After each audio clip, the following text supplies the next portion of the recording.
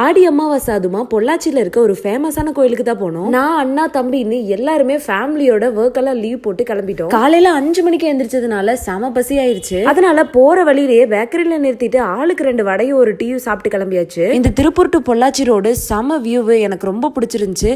அதே மாதிரி நாங்க போன டைம்ல கிளைமேட்டும் பக்காவா இருந்துச்சு. இது ஆடி மாசம்ன்றதுனால ரேக்லா ரேஸ் எதுவும் நடக்குதான்னு தெரியல.